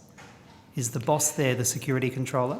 That's part of the detail that I'm trying to check, because it's obviously a very broad statement, and we want to make sure that we're very clear who they are referring to in those comments as part of this review. Well, I've been wrongfully arrested by the police for protest. I've engaged in multiple protests. Many people call me an active protester. Am I at risk of being escorted off by the AFP? I take pride in being an active protester. Do I expect to be surrounded and escorted off the premises, or am I just simply protected by being a senator? But if I was a citizen, I could be escorted off. Deputy Commissioner? I think we've answered the question, Senator. I think the review in terms of the actions that were undertaken a number of days ago, that's part of the review that's taken place. We're more than happy to, once that review is completed, to come back and give you full and frank assessment of the actions that took place. Well, I'm concerned by people I invite to come to Parliament, many of them who engage in forest activism, protests against police excess and violence, active protesters. I'm concerned for their safety today, not when you finish your review. Are my guests at risk of being surrounded and escorted off the premises by the AFP because you have a policy that determines who can and can't come to the federal parliament? Are they at risk? We note your concerns. The review won't take long, Senator. I'm concerned today. Are they at risk today? Well, we're not going to go into individual issues and individual cases. As we said, we'll conduct the review and come back to this committee and provide you with a full and frank assessment. Do you accept it's not your job to decide who can and can't come to Parliament? It's not your job, is it? It's our job to protect the security of Parliament and parliamentarians. This bloke was having a coffee. As He I wasn't a said- security risk. yeah, Now, as let I me said- finish, Deputy Commissioner. This Senator bloke was having a Shoebridge- coffee. He Senator wasn't a security Shoebridge, risk. I understand the serious nature of your questioning, but we need to show respect. You can put your question, but then allow the witness to answer, but also reiterating your question and changing a few words, you're still going to get the same answer. So other people have questions as well. So you put your questions and then just show some respect. Thank you. It's one thing to have a policy on security risks. It's another thing to escort someone off the premises when they're having a cup of coffee. Do you understand the difference? Well, Senator, we note your concerns. Do you understand the difference between having a cup of coffee and being a security risk? Well, listen, as I said, in terms of we note your concerns, and as we've stated, we're conducting a review in relation to the incident. Do you accept it's not your job We're to not, filter no, who... No, let what me we're- finish. What we're saying, we No, note... I let you finish, Deputy Commissioner. You let me finish. Do you understand it's not your job to decide who can and can't come to Parliament? It's our job to protect the security of Parliament and parliamentarians here, Senator. It's been asked and answered. To go on to Move another... on. I have one other...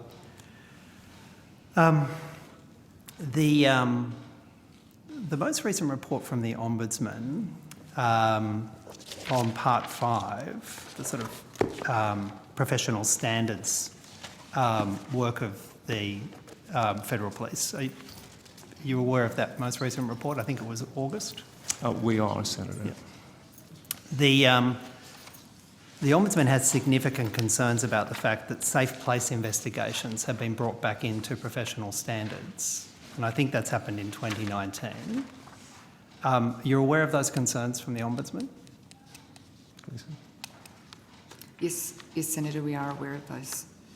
And doing that is directly contrary to Principle 5 of the Broderick Review that said that a specialised and independent office should be established by the AFP to provide support to complainants and to investigate and address sexual harassment and sexual abuse. You accept it's directly contrary to Principle 5 of the Broderick Review, taking it back into professional standards.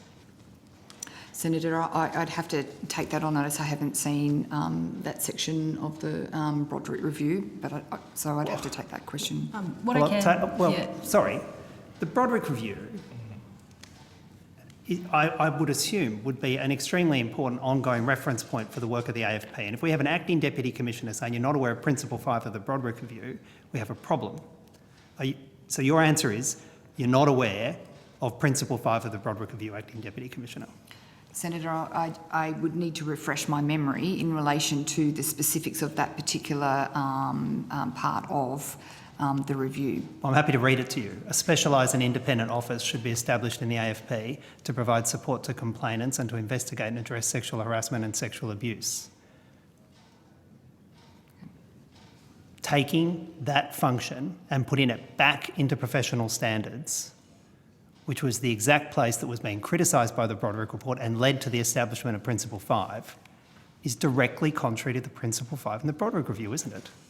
Senator, if I could provide a more up-to-date response on what we're doing in that space at the moment. If it answers my question, Ms Tressler, yes, absolutely. So the AFP has been looking at its complaints handling processes in relation to a range of reviews that I'm sure some of them you've had in front of you.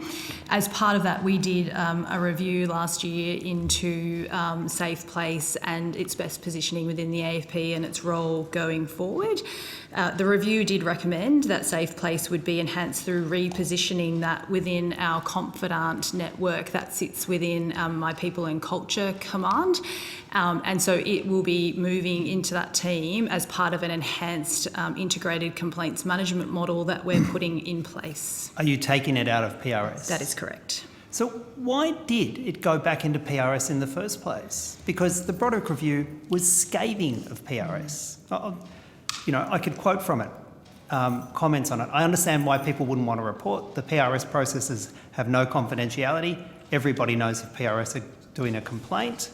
We have somebody else saying it's very disturbing that the level of anonymity remains low for matters going through the PRS. I've worked in the PRS. I'd never used the system. There are leaks. It's not confidential. I've no faith in the confidentiality of PRS. When I made a report to PRS, PRS said, have you got another job to go to because you'll be ostracised? Who on earth in the AFP decided to put that role back into PRS in 2019? Who decided it? So I don't know who decided, but as I understand Can it I at the get an answer on time, notice? we have, so happy to take that on notice. But of course, the AFP took the Broderick Report extremely seriously, and all of the recommendations have been implemented over time. In 2019, we had built the capability of the PRS team. They had what was known as the Harmful Workforce Behaviours team within PRS. And at that time, it was considered that Safe Place team could move back within that environment and still undertake its important victim-centric independent role. But the Ombudsman said it wasn't working. Which is why we're now, in response to that and a range of other reviews, we have been looking at this integrated complaints management model to strengthen our complaints handling in the AFP. When will Safe Place be taken out of PRS and put in a Safe Place? As I understand it, that's imminent. So I could probably get that date, get the timing for you before we're finished here today. You read my mind, Senator. Dan, would you Thank have you. some questions? And then I'll have a few, and then if we've got some more time, we'll come back. We were lucky enough to go and visit your area the other day, the office there. It was fantastic too, and it was a great tour, so thank you for that. It's obviously extremely confronting material that people see there. What are you guys doing with your SHIELD program, and how are you really looking after these officers in these situations? Thank you for that question. If that's okay, I'll start and then hand over to Koo in a more broader context. If you talk specifically around what we're doing in terms of protecting our people that have to look at the online child exploitation material, I'm very proud to say that we have world-leading support in place for all members that work within that environment. We have dedicated psychologists that undergo regular check-ins with our members, and they have to pass certain clearances before we even expose them to looking at that type of material, and that's done over a period of time just to ensure that they're going to be okay to work in that environment. It's also an opt-in area. It's an area where we have policy in place that says, if it's not something that you can, you're comfortable working within, that's okay. So you can opt out or in. And we also have, working specifically within the ACE itself, even additional psychologists dedicated to the people, particularly that are working in, I think you saw our victim identification and also in our COVID online environment. So we have dedicated psychologists. In addition to that, we also, through forums like the Virtual Global Task Force, we draw on international best practice from our international colleagues about what they're doing to look after and protect their people that work in this environment. And so in collaboration with international law enforcement, we've developed some policies that are world leading in terms of how we protect our people and monitor and maintain their psychological health and well-being as they work within that environment. Excellent. So more generally, Senator... Yeah, more generally also, how does it work for all other members? Because you guys are world leading in that area, and I think you guys do a fantastic job in that area as well. So, and then how else is it working with the general members of the area, of the force as well? Yeah, so more generally, so we are really proud of our SHIELD program that we are well into, it's I think 18 months into implementation of. We think it's world leading in the health and wellbeing space for police across the globe. So we are looking at revolutionising the way that we provide our services to our members all the way through from their onboarding into the AFP through to their transition into retirement. And so it's very much looking at education, prevention, early intervention, treatment, as well as generating insights so that we can be finding new ways to support our members. It has a focus on regional delivery, so we have stood up hubs within each of our regional command offices where members have access to psychologists, physical trainers, a whole range of medical services, again, in that prevention space, because we know that's just really so important for us. Important to say that SHIELD does leverage on a really good platform of health and wellbeing services that we did have in the AFP, so a range of things like our welfare office network, our early access program, employee assistance program, health professionals and other things. Excellent. And has it been fully rolled out yet, or is there still more to come with this program? We'll be rolling out into our final command in the next couple of months. So we've stood it up in all commands bar our Eastern Command, which is going live in the next couple of weeks. Okay, yep, thank you. And just a couple more. What trends are you seeing in terms of integrity issues with the AFP members? Thank you for that question. What I can actually say in response to that one is, just if you bear with me for a second, I think broadly trends are going down in terms of the number of serious reports of integrity issues in relation to our members. I can give you some additional detail. Yeah. That we're seeing a decrease in the number of conduct breaches, which has fallen from across all categories since 2018.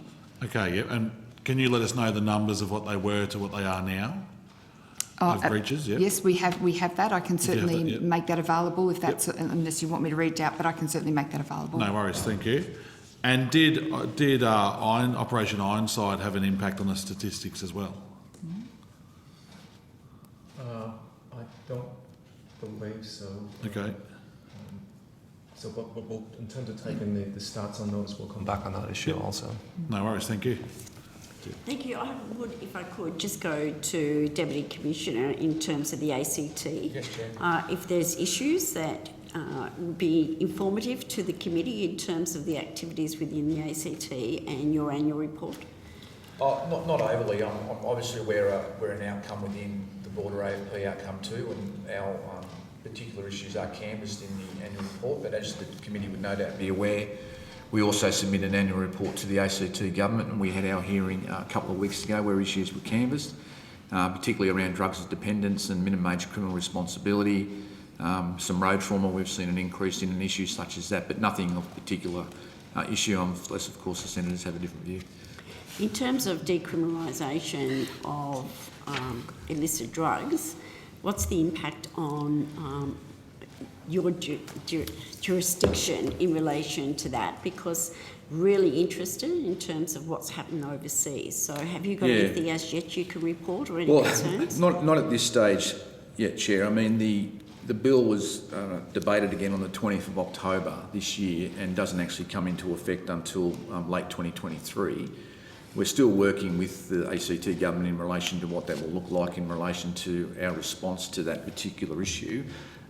Certainly from a law enforcement perspective, we do support harm minimisation, and the Commissioner's on the record about that as well. Our target needs to be serious organised crime.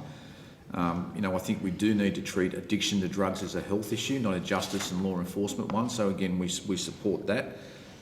We'll work with the government over the coming months, particularly in relation to the amounts that have been set for decriminalisation, which is 2 grams of methamphetamines as an example. We need to work through some education processes, not just here in the Territory, but across the border. We have 50,000 people living in Queanbeyan, so we need to work closely with them and the broader New South Wales community. There'll be some work we need to do around education, particularly around driving. We've almost seen a 250% increase in fatalities this year in the Territory, which is quite alarming. Our normal 3-year rolling average has been 7 fatals a year. We've had 18 this calendar year already. So, and a lot of those have been people that have either been drug or alcohol affected. So the education will be key. The other thing that will be key is ensuring that there are rehabilitation centres in place to deal with the addiction issue so it doesn't become a law enforcement problem, that it's dealt with appropriately as a health issue. Deputy Commissioner, are you aware of any other jurisdictions overseas that have gone down the path of decriminalisation and the impact it has had on police force? And I suggest there's a couple of states in the US. Have you any knowledge of that? There is obviously in the Netherlands and then obviously states in the US, but I think I might pass back to my fellow Deputy Commissioner I think you've undertaken some work on this. Certainly there's been some experiences in places such as Portugal where there has been a decrease in crime reported, in people in the criminal justice system, and that's what this initiative is really all about, is to actually stop people getting involved in the criminal justice system. There's also some places in the United States and Canada that have gone down a similar process. I will be going overseas with the Chief Health Officer in March of next year to examine this in totality. As I said, it's not just a law enforcement issue, it is a health issue, and we need to look at what responses need to be put in place, not just from my officers, but also, I think more critically, Chair, what health response will be. Yes. I'd just add to that what I was looking for, yes, you're keeping those people out of the justice system, but has there not been an increase in crime generally that's had an impact on law enforcement? But that was my question, so if you have something to contribute there, otherwise I'm going to go back because Mr Lim has some questions and Ms Miller-Frost is going to ask those. Yep, which would be good. So, but if you've got anything to add in terms of your knowledge... Not particularly. We'll take it on notice and come back to the committee. I look forward to talking to you after your visit. Yes, absolutely. Okay, so Mr Lim is interested in cybercrime and he's asked a couple of questions. So what challenges do you foresee in the course of your respective work in the coming years in regards to cybercrime? And do you have any plans around becoming more responsive to the detection of cybercrime, given the methods of cybercrime are becoming more and more sophisticated? I think, thank you for the question. I think the challenges are firstly the threat, and then the challenge is our ability to respond to the threat. So just some statistics. In terms of last year, over 76,000 cybercrime reports. That's an increase of 13%. A cybercrime report was made every 7 minutes on average, compared to every 8 minutes the previous year. Australians lost over $342 million to scams, which represented an 84% increase from the previous year. A malicious cyber attack against Australians' national economic risk interest is on the increase, and we've obviously seen that illuminated through the Optus matter and the Medibank matter in terms of these concerns. So our response, and I suppose in terms of the other challenges, just responding to that threat environment, we have received and previously received additional funding to, in effect, double the AFP's footprint in terms of resourcing against cybercrime. It's very much a joint and team approach with agencies such as ASD and other agencies within the Home Affairs portfolio. But I think one of the challenges is the AFP building its capability, attracting people with the requisite technical skills into the organisation and retaining those people. But it is a priority focus for the organisation, and I think it'll be a priority focus for us moving forward. Thank you. I have one more before I go to you, Senator Shoebridge, and that is in relation to tobacco, illegal tobacco that's coming into the country, and the way that that's being used as a commodity to trade with organised crime. There was a report handed down by this committee, I think it was 2019. Just wondered whether or not you have anything to contribute, to put on the record now, as we will be going to review that. Have you seen any statistics on the increase? Yeah, I've got the statistics here, and we're happy to take that on notice. But I think your summary is a very good summary. It's for organised crime. It's high returns, low risk, and they do utilise it, and they utilise it to view other forms of organised crime. Obviously, very much a focus from our good partners from ABF in terms of the work that they do in that space, but we definitely support them, particularly when it's linked into organised crime.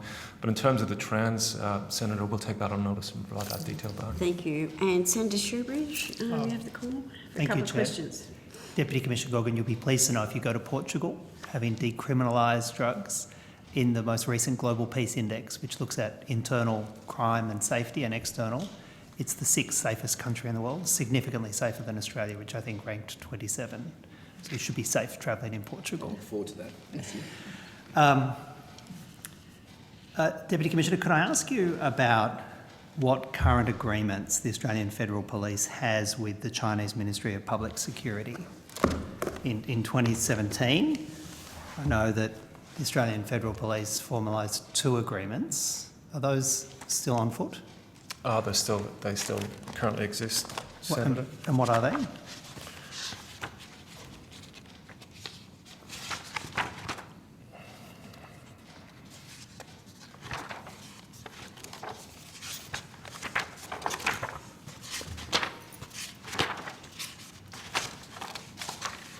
you can just bear with me, Senator.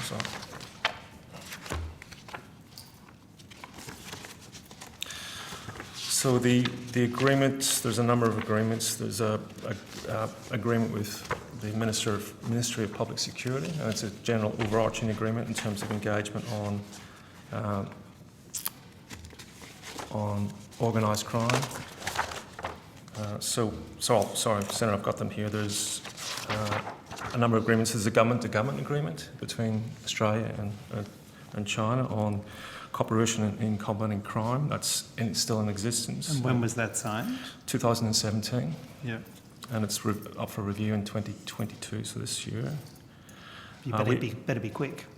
Of course. Yeah. There's a statement of intent between the AFP and the Chinese Ministry of Public Security, which are our major interlocutors in China, on combating transnational crime and enhancing police cooperation. We have a joint agency agreement with the Ministry of Public Security on economic crime. We have an MOU with the Chinese Narcotics Control Commission. With the Chinese what, sorry? Narcotics Control Commission, which is in effect a subset of the Ministry of Public Security, but they're tasked with countering the drug trade in China. And we have a memorandum of understanding with the National Commission on Supervision and Anti-Corruption Law Enforcement Cooperation. And that's the totality of the agreement, Senator. So I counted 5, is that right? That's correct. Are you in a position to provide a copy of those agreements? No, I'll take it on notice and provide those to you, Senator. And if you could on notice provide the dates, or do you have the dates of them there? I've got the dates here, but 2017 for government to government. I think it was Yeah. 2017 for the statement of intent. I think it's probably best to take that on notice and provide a more complete response. What, if any, checks and balances does the AFP have when dealing with police and government authorities in China, knowing that they don't share democratic values, that their approach to the criminal justice system is one that we would find quite offensive to our system? What checks and balances do you put in place? Okay, so just to provide some context is why we engage with China. I think we still have, and the southern parts of China are still a significant organisational point and transport route for serious narcotics that are coming into this country. So from a transnational organised crime perspective, it is a priority country for us to engage. But of course, in terms of our engagement, it's covered by those documents and MOUs I've referred to. We also have other guidelines, obviously, in relation to engaging with countries in relation to death penalty and torture and human rights. All right. I think some $215,000 was delivered to Beijing in 2017 when those agreements were signed as some forfeiture funds. What, if any, funds or have been returned since then? Do we know? I'll take that on notice, but again, I think in relation to that focus, it's obviously in relation to illicit funds flowing into the country, which is a criminal offence in this country, which provides us the ability to take confiscation and forfeiture action. Yeah. Given all those agreements that you have with the security apparatus in China, you were asked at the last estimate session whether or not you believe China has an active police presence in Australia, and you said you didn't believe they did. Did you actually ask them? We've engaged with them. They have. Did you ask them? Well, we know. Well, we know that that's not the case. The context of the question was referring to the Chinese having a police station in China, which we know they don't have. Well, what about an active police presence in Australia? Put into one side. They have liaison officers as part of the embassy. And is that your understanding that that's the beginning and the end of their... That's correct. Just one liaison officer? I think they've got 2, Senator, but I'll confirm and come back to you. And there's no other, to your understanding, operative of any of one of these Chinese law enforcement agencies outside of those 2 liaison officers. That's your understanding? That's their official representation here, Senator. Yep. Well, but that's not my question. My question wasn't about official representation. My question is about, really, I suppose, unofficial operations. And that's really the nub of it. So when you answered that about that's the official representation, is there an unofficial presence that you're aware of? I suppose the AFP does have a remit when it comes to countering foreign interference, so I was alluding to that point, Senator. So that's what I'm asking you about. So what's the specific question? Well, is there an unofficial police presence from the Chinese state in Australia? Senator, this is a public hearing. I'm not prepared to go into any detail in relation to that. But you made a very unambiguous answer last time and said you didn't believe that to be the case. So what I said was the context of the question was in relation to, and there was media reporting in terms of the Chinese having police stations around the world and the reference to a police station in Sydney. Okay. That's not the case. That was the context of the question. All right, well, I think Question, Senator Shoebridge. Okay. I urge you to finish. So that you're clarifying that you don't believe there's a police station as such, but you're not making that statement to cover other unauthorised activities by the security forces. I'm not making any comment in relation to that aspect, Senator. And when I asked you about the agreements Final question. asked you about the agreements that they're in place with China, are there with the Chinese government? Are there Are there similar agreements, or are there any agreements in place with the Russian government? I don't believe so, but I'll take that on notice. Yeah, if you could, and provide details of it. Sure, of course. Thank you. Thank you, Senator. I just have a final question in relation to the Australian National Audit's report into and the recommendations that were made in relation to the process of record keeping and quality assurance. I think that's pretty important process to have down. So could you give us a quick update about how you're implementing that recommendation and what is happening in terms of education and enhancing that record keeping? So just which report are you referring to? This is a range of Ombudsman's reports. Well, this was in June 2021, the ANO released its report on the AFP's use of statutory powers, and the AFP accepted and agreed to all 3 audited recommendations.